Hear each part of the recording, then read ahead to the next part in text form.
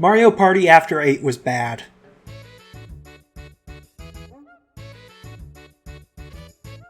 Yeah, opinions on Mario Party tend to be very rigid online. 1 is painful, 2 and 3 are classics, 4 through 7 are universally agreed to be underrated somehow, 8,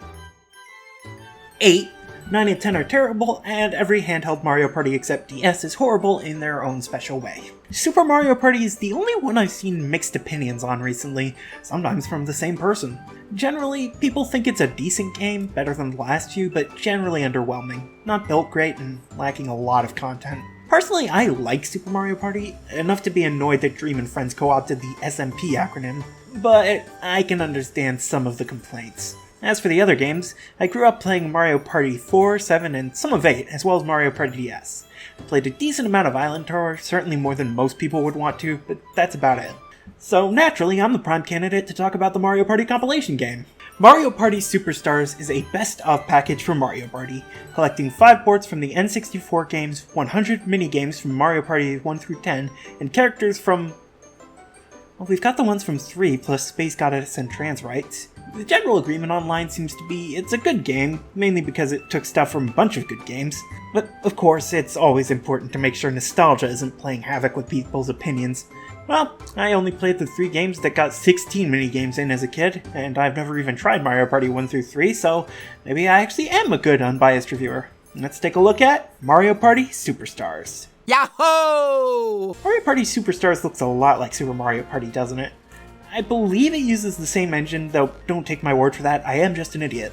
The graphics do seem a bit off comparing the two. The characters look a bit more plastic, which sort of works with the whole board game thing, but it's still a little disconcerting. Interestingly, there do seem to be some changes to the models, Daisy being the most notable. Look at that, they made her Dan again. I'm sure someone is really happy about this. Pretty much every board and minigame in here received some kind of facelift, which makes sense since all but one of these games was made back when Nintendo thought HD meant Hyrule's Dairy. No, you're a bad joke. The music also got redone, at least for the boards. Thankfully, you have the option to change back to the original music in the settings menu, though you have to play a board at least once to unlock that option. It's fine, you can unlock it just by starting the game on the board and immediately exiting out. It's just kind of an odd decision. Personally, I like the new music. I've been using it to score this whole video and you didn't even notice. As for the general sound design, it's fine. Pretty much everything is balanced well and there aren't any obnoxious sound effects, except maybe the stickers. Yes, ladies, gentlemen, and comrades against the binary, Stickers, your one-stop shop for non-verbal communication because Nintendo refuses to make headsets for their consoles except for the DS for some godforsaken reason. Cheer on your friends, harass your rivals, taunt your competition, generally annoy everyone in a 10-mile radius by hitting the same button over and over again. Choose from a wide array of stickers, including 2 tied to your character you're playing as, and a whole load of stickers based on annoying the shit out of anyone you use them against. Stickers, for when you just want to watch the world burn. What was I talking about again? Yahoo! Let's hop into a game and see how this bad boy plays, huh?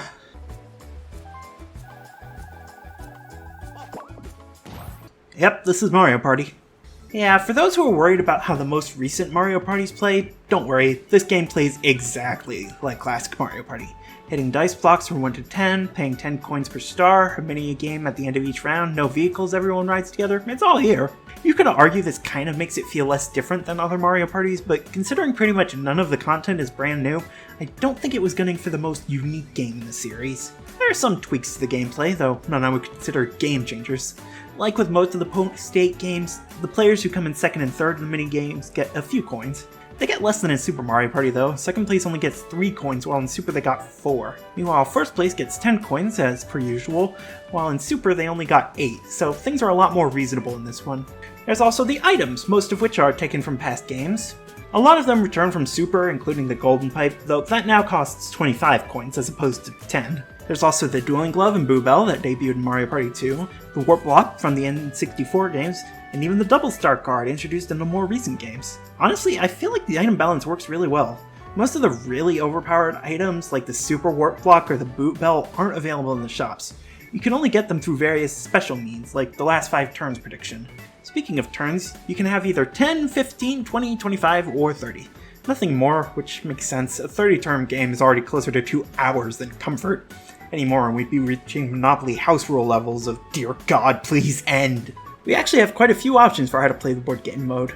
We can have random bonus stars, the classic stars from the N64 titles, or none at all. We can choose specific packs of minigames. We have 10 characters. Okay, look, I'm fine with this character roster. It's nice to see Birdo back in the playable seat, but come on! There are tons of characters that could have been included. Hell, Super had twice as many as this game. Sure, a number of those were included in minigames or boards here, or Bowser.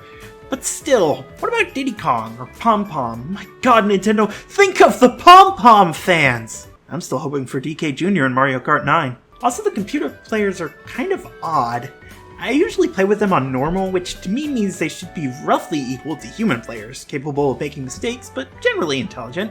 Instead, sometimes they do completely pointless shit that has no benefit, and sometimes they custom dice block onto a hidden block and get a star out of nowhere. What?! Don't feel too bad for me in this game. I accidentally landed on a hidden block star on the last turn, and that won me the whole game. The whole thing is kind of random, which admittedly is how Mario Party is best, but it might turn some people away. For example, on one board you can have a 10-turn game and everyone finishes it with 2 stars, and on another you can have just as many turns and end up with the first star being earned on the very last turn. The whole thing's up in the air a lot of the time, but hey, that's Mario Party. The game also introduces saving games to the franchise, no really. After each end-of-turn minigame, the game autosaves, and you can then quit and resume whenever you want. Now, it doesn't autosave in between everybody's turns, so if you wanted to, you could potentially quit out to the main menu whenever a game isn't going your way in hopes of gaming the RNG. I'm not saying you should, but you know. Only do what I do when playing against CPUs, otherwise you're a scumbag. Yahoo! What would Mario Party be without the boards? Alright, smartass, work with me here. Mario Party Superstar has 5 boards, which, look, most Mario Party games, even the good ones, only have 6. I'd love seeing more boards, especially since all of these are remade old boards, but honestly, 5 is fine, and it's more about quality than quantity. Let's take a look at every different board we've got and see if those are the top 5 or just 5. Each board is given a difficulty rating out of 5 stars, which honestly feels like a recommended order. First up is Yoshi's Tropical Island from Mario Party 1, and yep, this is definitely the first board. It is painfully simple. It's just 2 circles connected by a couple one-way toll bridges. You can change which ones the star is on by landing on an event space, though you generally won't want to unless someone else is just about to grab the star. It is kind of interesting that this is a board where the star can move but doesn't move immediately after being grabbed, and some of the items can make this board more chaotic, but in general it's just really simple. The only major change they made from the original was adding an item shop. Thrilling. Spaceland from Mario Party 2. A classic, I think. This is a fun one. There's an outer loop that goes all the way around with 8 branching diagonals all meeting at the central countdown. 4 of these paths lead in towards the counter while the rest all lead out. 2 of those inward paths are right in the line of fire for, well, what goes off when that counter reaches 0. This is also the first board in the order to use skeleton keys, one leading towards a boo spot in the center, and another acting as the only way to get from the center to the right side of the board. A fun time, though I've never even played Mario Party 2, and even I would have liked to see the spacesuits come back.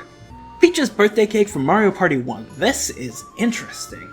In the original, it was listed as being less complex than Yoshi's Tropical Island, and I can definitely see why. Just a single loop going around with the only branch being a lottery you have to pay for that puts you on another loop that leads right back to its own entrance. This is the most heavily altered board in the game, and it did wonders. Now the entrance to Bowser's Cake is after the area with the star, so you don't have to worry about him stealing your coins right before you get the star. However, the exit is still back where it used to be, right before the star, so it can be very useful as a shortcut, if you're willing to deal with Bowser. Plus, if you want to avoid the lottery as a whole, there's a nice event space right beforehand you can use to skip it. A nice facelift that does make this a very worthy addition to the list. Apologies, I'm not showing all these boards' unique gimmicks. I want to record all the footage for this video myself, and god, I am not playing full games of all of these boards just for a video maybe 5 people will enjoy. Woody Woods, the only Mario Party 3 board. This board has 2 main gimmicks, the signposts and the trees. Every turn, these signposts get flipped around by Adriana Figueroa's player character, changing which way you can go at certain intersections. You can flip them individually by landing on certain event spaces, or flip them all by paying Adriana off. As for the trees, fun fact, before my 3-turn trial of this board, I'd never actually gotten to the trees in my own playtime. Now I got both in 2 turns. How do I exist? The one in the middle can either give you coins or give you an additional dice roll of movement, while the evil one on top can either take away coins or make you move backwards. It's definitely an interesting idea, but as you might have gathered, they aren't quite as impactful as the signposts. There are a few tweaks to the board from its original version. Some things got moved around, the skeleton key roots got switched up, Galoombas. It's a fun board, though I do find it odd it's the only board we got from Mario Party 3. And finally, we have Horrorland from Mario Party 2. This definitely earns its rank as the most complex board. Tons of different paths, a constantly switching day-night cycle, tons of boost bases, womps, a ton of potential star stages. Man, this is a tricky board to wrap your head around. Probably the most chaotic addition this board gives is the King boost base, or Big Boo in the original. He can steal a star from every single player for 150 coins, or even more broken, steal coins from everybody for completely free. Yeah, this is no joke, it's amazing. Couple that with Mr. I sending people to either the top or bottom of the board, the womps completely freezing at night, and just how much changing the star location can change the game, and this is by far the most chaotic and evil board of the lot. And I love that about it. So, yeah, these are amazing boards. Sure, Yoshi's Tropical Island is probably overly simple, but as a beginner board that becomes more chaotic with more items in play, even it has its place on this roster. This is definitely a case of quality over quantity. I love these boards. Yahoo! Okay, but when I say what would Mario Party be without the minigames, I really mean it. This game comes with 100 different minigames from Mario Party Rotate, Costumes, Waluigi Cube, Stars, Day-Night Cycle, Ships, Waggle, Car, and Car Again. This is sort of a similar idea to Mario Party The Top 100, but A, this game actually has the board mode that everyone loved, and 2, these minigames are actually good. Not a single one I would seriously call bad. At worst, they can be kind of mediocre, or in the case of the 1v3 games, hilariously unbalanced. It's kind of an odd imbalance of minigames, though. Only 2 from Mario Party 8, both being 2v2 minigames. I'm not asking for 10 minigames from each entry, and I know 8's minigames wouldn't really work with Superstar's button-only controls, but it's still kind of odd that we only got 9 minigames from the Wii and Wii U, while we got 27 from the game that gave us Woody Woods. Some minigames did get an upgrade from the originals, though. Dizzy Dancing is the most notable. In the original, it was basically a race to get to the music note first, which generally only took a few seconds at most. Here, it's about collecting the most music notes in the time limit, which is a lot more fun and a lot fairer. Others feel a bit more natural with the Switch controllers, like Snow World or Hide and Seek, though probably the oddest inclusions were Tug-O-War and Castaways, 2 mini-games from Mario Party 1 that were notorious for being the cause of actual injury to the palms of players' hands. Tug-O-War in particular is basically the poster child for that controversy, and it's here exactly as it was originally, albeit with a warning slapped on to avoid lawsuit. Honestly, if you're playing against CPUs, you don't need to use your palm at all, especially in Castaways, and even if you do use it against other human players, the standard Switch's analog sticks really aren't as painful to deal with as the N64's, but it is still a bizarre inclusion. But geez, we got some iconic minigames in here. Dungeon Duos, Book Square, and Bowser's Big Blast. We've got Roll Call and Messy Memory, which you can easily cheese with the Switch's photos. Don't judge me, you do it too. Overall, there are a few mediocre minigames, but as a whole, I love this lineup. But where's Rudder Madness? Yahoo! Now, it's all good that we have a good board game mode again, but if you're anything like me, you're definitely interested in what other modes this game had to offer. Well, the headliner is Mount Minigames, which is a bit weird to me. In the last Direct before the game came out, they revealed this mode like it was some revolutionary big deal no one had ever expected, but like every Mario Party has had modes based around just playing minigames. Well, on Mount Minigames we have free play, of course, as well as a coin battle mode to own the most coins in minigames. Got a 2-on-2 battle mode and Trio Challenge, which has 3 of the players go up against computers in pre-made sets of 1v3 mini-games. Okay. We also have a special sports and puzzles section, though I swear Mario's Puzzle Party shows up way too frequently in gameplay as an actual minigame. At least too frequently for my liking. Yes, I do suck at it. And we've got 2 online modes, a survival challenge and a daily score thing. Okay, not a terrible offering for the main minigame hub. What other modes are there? Does the shop count as a mode?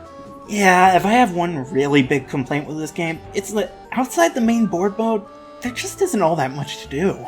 Most Mario Parties usually have something else, usually with the boards, like a single-player story mode, or a dueling board mode, or even the 2v2 games from the GameCube entries. But here, we just have the standard mode, a handful of fairly similar ways to play minigames, and that's it. We can buy stuff at the shop, look at achievements, listen to music, but none of these are really fun games. I don't know. I know one of the biggest complaints about the ND Cube Mario parties, especially Super, is, oh, there are all these modes, but they aren't actually as fun as the classic board mode, but, like, why can't we have both? Why can't we have fun side options and the main board game mode? Especially because, outside of just playing with CPUs, there really isn't anything at all for single players. Sure, there's online play and you can play with total strangers, but even if online weren't locked behind a subscription service, not everyone has good internet for playing games online. Add to that the fact that we're still in a pandemic and so local play isn't a great idea, and, well, it's just disappointing. I would have even enjoyed something like Minigame Island or Challenge Road from the last couple of games, just as an incentive to play the minigames by myself, but I don't know. I'm just disappointed.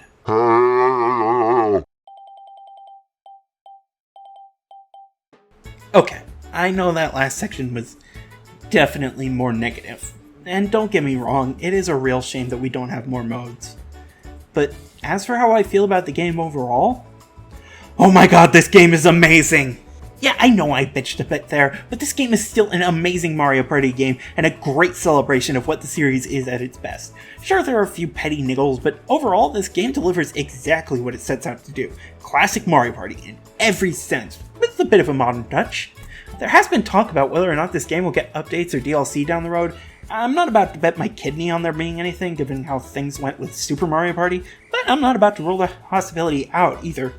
Personally though, rather than more boards or characters or even minigames, I'd love an update or even DLC that added more options. Like, imagine being able to make your own minigame packs to play on the boards with, or select which bonus stars can and can't appear, the bonus coins for second and third place, how much certain items cost, or whether or not they even available. Hell, even just being able to customize which stickers are attached to which buttons.